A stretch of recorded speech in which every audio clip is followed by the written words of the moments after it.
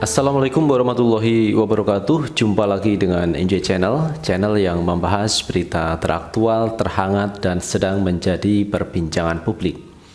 Teman-teman, kali ini yang akan kita bahas masih mengenai lahan HGU yang kemarin ini dipersoalkan oleh PTPN 8, di mana Pondok Pesantren Habib Rizik itu disomasi oleh pihak PTPN karena mendiami atau membangun sebuah pondok di lahan milik PTPN 8. Dan ini sebenarnya sudah direspon oleh tim advokasi dari pihak Habib Rizik Syihab bahwa harusnya PTPN ini mensomasi yang memegang HGU pertama, yaitu para petani penggarap. Karena menurut advokat dari Habib Rizik bahwa pihak HRS ini membeli lahan itu dari para petani penggarap. Karena petani itu sudah punya surat, sudah punya dokumen, maka Habib Rizik mau membeli lahan milik petani tersebut. Dan memang teman-teman, menurut Habib Rizik, beliau mengakui bahwa lahan itu adalah HGU-nya dari PTPN, itu diakui. Tetapi menurut Habib Rizik, petani penggarap itu sudah menggarap lahan kosong itu selama lebih dari 20 tahun, bahkan ada yang 30 tahun. Karena menurut Undang-Undang Agraria ini, kalau tanah kosong dikelola masyarakat lebih dari 20 tahun ini bisa mengajukan sertifikat hak milik. Itu teman-teman yang menjadi dasar dari Habib Rizik Syihab. Nah teman-teman, ini ada juga kabar yang cukup menarik dari Pak Mahfud MD. Pak Mahfud mengatakan kalau untuk pondok pesantren teruskan saja. Artinya sebenarnya Pak Mahfud ini memberikan lampu hijau kepada Habib Rizik Syihab untuk meneruskan pondok pesantrennya di Megamendung itu. Tetapi Pak Mahfud juga memberikan masukan kalau ini menyangkut masalah sengketa, sebaiknya diselesaikan dengan cara yang baik-baik saja agar tidak sama-sama dirugikan. Nah teman-teman, untuk lebih jelasnya kita akan bacakan pernyataan dari Pak Mahfud MD mengenai lahan sengketa antara Habib Rizik Syihab dengan pihak PTPN 8. Ada hal yang menarik yang disampaikan oleh Pak Mahfud teman-teman. Dan ini sepertinya Pak Mahfud mendukung pesantrennya Habib Rizik Syihab. Ini kita baca dari okezone.com teman-teman. Sengketa lahan Ponpes Habib Rizik, Mahfud MD mengatakan kalau untuk keperluan pesantren diteruskan saja. Ini pernyataan dari Pak Mahfud teman-teman. PT Perkebunan Nusantara PTPN 8 telah mengirim surat somasi kepada Pondok Pesantren Agrokultural Markas Syariah. Itu karena Markas Syariah milik pemimpin organisasi masyarakat FPI Habib Rizik Syihab itu disebut berada di area sah milik PTPN 8. Jadi memang berangkat dari sana teman-teman, sampai ada somasi dari PTPN karena Pondok Pesantren Habib Rizik itu berada di lahan milik PTPN 8. Ini menurut dari PTPN 8 teman-teman. Menanggapi itu, Menteri Koordinator Bidang Politik Hukum dan Keamanan Menko Polhukam Mahfud MD berharap jika tanah tersebut dilanjutkan saja penggunaannya sebagai pondok pesantren. Yaitu harapan Pak Mahfud MD teman-teman. Karena bagaimanapun juga pondok pesantren itu adalah mendidik masyarakat, mendidik warga, mendidik para santri untuk menjadi lebih mengenal Islam, bagaimana berakhlakul karimah, bagaimana bisa menjalankan ibadah-ibadah seperti sholat dan sebagainya. Ini adalah hal-hal yang terkait dengan kegiatan pondok pesantren. Nah kita lihat nanti, kalau saya berpikir begini, itu kan untuk keperluan pesantren, ya teruskan saja untuk keperluan pesantren. Tapi nanti yang ngurus misalnya Majelis Ulama, NU, Muhammadiyah gabunglah, termasuk kalau mau FPI bergabung di situ. Ujar Mahfud dalam diskusi bertajuk Masalah Strategis Kebangsaan dan Solusinya secara virtual Minggu 27 Desember 2020. Jadi intinya teman-teman, kalau untuk pondok pesantren didirikan di lahan PTPN 8 yang sekarang menjadi sengketa itu, menurut Pak Mahfud silahkan saja, lanjutkan saja, teruskan saja. Nanti yang ngurus misalkan dari MUI, dari NU, dari Muhammadiyah, dari FPI, urus itu. Sehingga masalahnya itu menjadi clear. Meski begitu, ia mengaku tidak mengetahui solusi yang terbaik dari sengketa lahan tersebut, karena hal tersebut di luar kewenangannya. Jadi Pak Mahfud ini mengakui teman-teman, bahwa penyelesaian lahan yang menjadi sengketa itu dia tidak mengetahui solusi terbaiknya. Tetapi menurut Pak Mahfud, sekali lagi, teruskan saja kalau untuk pondok pesantren. Biar nanti diurus MUI, NU, Muhammadiyah, dan FPI. Kita kutip pernyataan dari Pak Mahfud, tetapi saya tidak tahu solusinya, karena itu urusan hukum pertanahan, bukan urusan politik hukum dalam arti kasus dan keamanan. Tetapi itu masalah hukum dalam arti hukum administrasinya, itu ada di pertanahan dan BUMN katanya. Sehingga silakan saja apa kata hukum tentang itu semua, itu betul undang-undang hukum agraria. Jika tanah sudah ditelantarkan 20 tahun dan digarap oleh petani atau oleh seseorang tanpa dipersoalkan selama 20 tahun, itu bisa dimintakan sertifikat.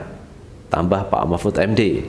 Jadi Pak Mahfud itu juga mengakui teman-teman, sesuai dengan undang-undang agraria, jika seseorang itu menggarap lahan selama 20 tahun dan ini tidak dipersoalkan, maka ini bisa mengajukan sertifikat hak milik. Ini juga diakui oleh Pak Mahfud. Jadi memang ada benarnya kemarin yang disampaikan Habib Rizik bahwa lahan kosong itu sudah digarap oleh petani lebih dari 30 tahun. Maka petani itu juga berhak untuk mengajukan sertifikat. Karena itu Habib Rizik ini mau membeli lahan-lahan itu. Karena memang sudah ada datanya, sudah ada dokumennya, dan itu diketahui oleh RT maupun kepala desa. Kalau kita lihat teman-teman dalam video kemarin, Habib Rizik juga menjelaskan panjang lebar mengenai status pondok pesantren Megamendung. Dia mengatakan bahwa dia datang ke sana membeli lahan dari petani itu dengan uangnya itu dari dirinya, dari temannya, dari umat, dari masyarakat, dari keluarganya, dikumpulkan untuk membeli lahan yang ada di Megamendung sana. Dan Habib Rizik juga mengatakan ketika tanah itu terbeli, memang ini diwakafkan untuk pondok pesantren, jadi untuk lembaga pendidikan, dan tidak sejengkal pun tanah yang dibeli di Megamendung itu untuk diatasnamakan anak, menantu, cucu beliau sendiri, tidak. Tetapi ini memang untuk umat, diwakafkan untuk pendidikan agama. Jika suatu saat Habib Rizik tidak mengajar di pondok pesantren itu, dia akan keluar dari pondok pesantren itu, artinya tidak menempati di lahan tersebut, karena lahan tersebut memang diperuntukkan untuk pondok pesantren. Ini jelas dikatakan oleh Habib Rizik, teman-teman. Kemudian kita lanjutkan, untuk saat ini semua pihak seharusnya memastikan dulu apakah benar petani tersebut sudah lebih 20 tahun di sana. Sebab izin dan persetujuan dari PT Perkebunan Nusantara 8 berdasarkan sertifikat HGU nomor 299 tanggal 4 Juli 2008. Jadi nomor HGU-nya itu tertanggal 4 Juli 2008. Nah, sekarang kita pastikan dulu petaninya apakah betul sudah 20 tahun di situ. Kedua, HGU sebenarnya baru dimiliki secara resmi tahun 2008, sehingga tahun 2013 ketika tanah itu dibeli oleh Habib Rizik itu sebenarnya belum 20 tahun digarap oleh petani kalau dihitung sejak pemberiannya oleh negara, pengurusannya oleh negara terhadap PTPN 8, ucapnya. Namun Mahfud menegaskan persoalan tersebut harus diselesaikan secara baik-baik. Tidak perlu ada tindakan-tindakan yang bisa merugikan pihak-pihak tertentu. Tapi mari kita selesaikan ini secara baik-baik saja, tuturnya. Itu teman-teman pendapat dari Pak Mahfud. Saya pikir ini pendapat yang cukup bijak. Karena Pak Mahfud sudah memberikan lampu hijau kalau untuk pondok pesantren ya teruskan saja, silahkan saja. Tetapi memang harus diproses secara baik-baik agar tidak sama-sama dirugikan. Dari PTPN-nya duduk bersama sama pihak pondok pesantren untuk dibicarakan bagaimana baiknya. Karena bagaimanapun juga teman-teman, namanya pondok pesantren ini adalah wujud kepedulian dari beberapa pihak untuk ikut mencerdaskan kehidupan bangsa dan bernegara. Ditambah lagi teman-teman, kemarin pernyataan Pak Mahfud bahwa sebenarnya yang menguasai lahan HGU itu juga banyak. Bahkan ada kelompok tertentu ini yang menguasai ratusan ribu hektar tanah HGU, tanah negara tersebut. ratusan ribu hektar, dan ini jumlahnya cukup banyak.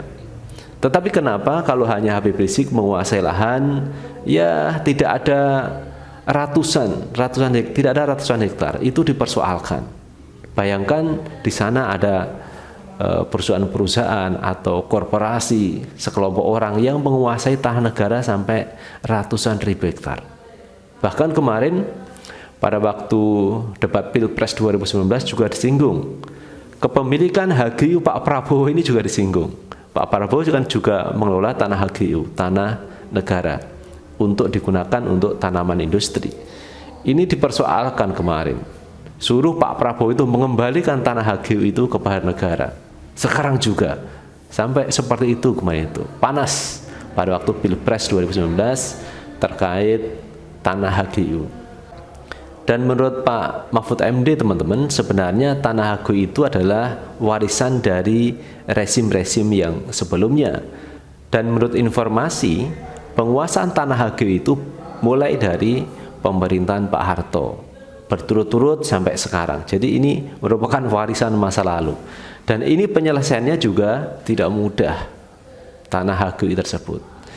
Jadi saya pikir pihak PTPN ini lebih bijak menyelesaikan masalah terkait tanah HGU, karena yang menguasai tanah HGU itu bukan hanya Habib Rizik yang jumlahnya kecil penguasaan tanah HGU-nya. Di luar sana ada ratusan ribu hektar tanah HGU dikuasai oleh kelompok-kelompok tertentu, dan ini harusnya juga dievaluasi oleh pihak PTPN 8 terkait penyelesaian tanah-tanah HGU tersebut, apalagi ini untuk kegiatan pendidikan.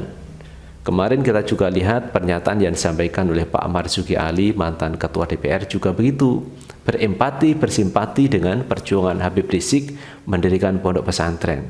Dan dia berkirim WhatsApp pesan singkat kepada Pak Mahfud untuk ikut membantu menyelesaikan terkait pondok pesantren Habib Rizik Sihab. Dan Habib Rizik juga mengatakan, teman-teman, bahwa tidak sejengkal tanah pun, tanah yang dibeli di Megamendung itu untuk keluarganya, untuk anaknya, untuk beliau sendiri, tidak. Semua itu diwakafkan untuk umat, agar umat ini bisa mengembangkan nilai-nilai moral, nilai-nilai akhlak lewat pondok pesantren yang beliau dirikan itu. Jadi intinya saya pikir pesan Pak Mahfud ini cukup mendinginkan suasana agar persoalan tanah di Megamendung itu diselesaikan secara bijak, secara baik-baik, dan tidak ada yang dirugikan dalam hal ini. Itu teman-teman yang bisa kita bahas hari ini, dan bagaimana menurut pendapat teman-teman silahkan tulis di kolom komentar, karena komentar teman-teman akan sangat bermanfaat untuk yang lain. Dan terakhir, jangan lupa tetap like, subscribe, share, dan komen di channel ini agar kita bisa membangun channel ini menjadi lebih baik lagi. Sukses selalu. Assalamualaikum warahmatullahi wabarakatuh.